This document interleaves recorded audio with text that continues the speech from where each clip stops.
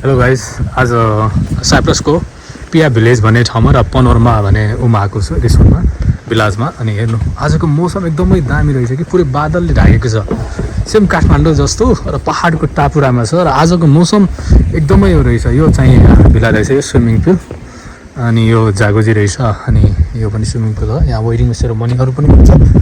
र यहाँ यो यस्तो दामी घरहरू बनाएको छ, दामी छ। वेदर इज टु गुड यार, टु गुड। यता नि रहेछ तल पुरै अहिले बादलले ढाकेको छ।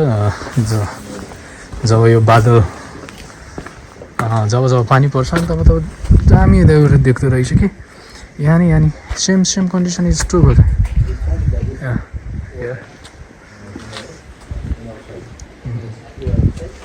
पुरै रहेछ है,